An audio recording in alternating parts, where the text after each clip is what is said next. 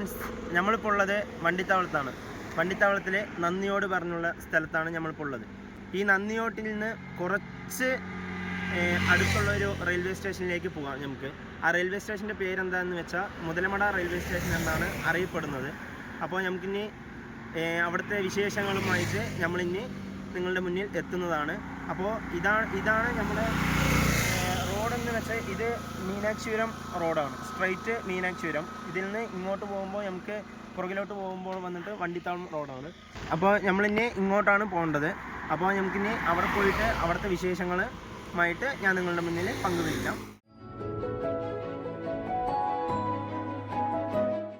അതായത് നമ്മളിപ്പോൾ കറക്റ്റായിട്ട് മുതലമട റെയിൽവേ സ്റ്റേഷൻ്റെ ആ റോഡിൽ കയറിയിരിക്കുകയാണ്. ഈ റോഡ് വന്നിട്ട് നമുക്ക് ഇത് റെയിൽവേ സ്റ്റേഷനിലേക്ക് മാത്രമുള്ള റോഡാണ്.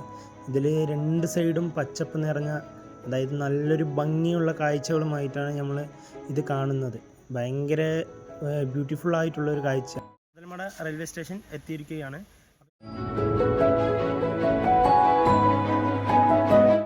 പ്ലാറ്റ്ഫോമിലേക്ക് കയറണമെങ്കിൽ പ്ലാറ്റ്ഫോം ടിക്കറ്റ് എടുക്കാതെ അകത്തേക്ക് കയറാൻ പറ്റില്ല.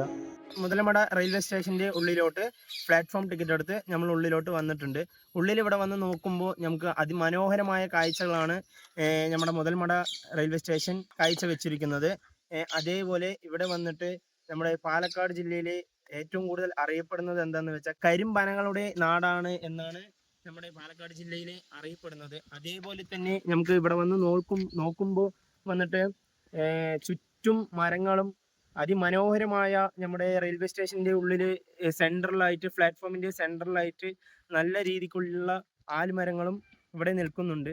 അത് മാത്രം നമുക്ക് കാണുമ്പോൾ ഭയങ്കര നമുക്കൊരു മനസ്സിന് ഒരു സമാധാനം വരുന്ന ഒരു കാഴ്ചകളും കൂടെയാണ് നമ്മുടെ മുതലമട റെയിൽവേ സ്റ്റേഷൻ നമ്മുടെ മുന്നിൽ കാഴ്ച വെച്ചിരിക്കുന്നത്. ഇനി നമുക്ക് അങ്ങോട്ട് പോയിട്ട് നോക്കാം.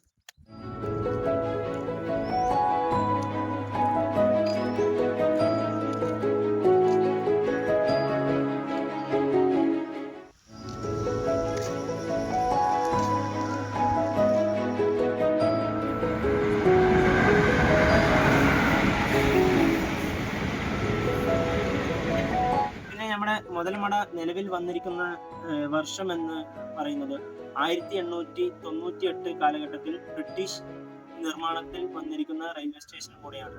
പിന്നെ ഈ റെയിൽവേ സ്റ്റേഷന് ഇതിൻ്റെ ഒരു പ്രത്യേകതയും കൂടിയുണ്ട്. കേരളത്തിൽ പാലക്കാട് ജില്ലയുടെയും തമിഴ്നാട്ടിൽ പൊള്ളാച്ചി ജില്ലയുടെയും അതിർത്തി പങ്കുവെക്കുന്ന ഒരു റെയിൽവേ സ്റ്റേഷൻ കൂടിയാണ്. ഈ ആലുമരം കാണുമ്പോൾ നമുക്ക് ഏറ്റവും പെട്ടെന്ന് മനസ്സിൽ ഓടിയെത്തുന്നത്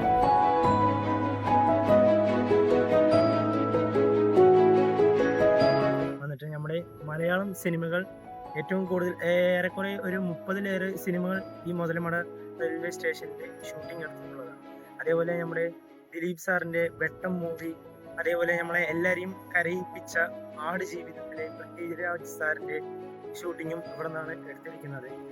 അതൊക്കെയാണ് ഈ ആൽമരത്തിൻ്റെയും ഈ റെയിൽവേ സ്റ്റേഷൻ്റെയും ഭയങ്കര ഭംഗി എന്ന് പറയുന്നത്. അപ്പോൾ ഇന്നത്തെ വീഡിയോ ഇവിടെ അവസാനിപ്പിക്കുകയാണ്. മുതലമടയുടെ വിശേഷങ്ങൾ ഇവിടെ അവസാനിപ്പിക്കുകയാണ്. ഇനി അടുത്തൊരു വീഡിയോയുമായിട്ട് ഞാൻ നിങ്ങളുടെ മുന്നിൽ വരുന്നതായിരിക്കും. അതുവരെ ബൈ. ഷഫീഖ് PK.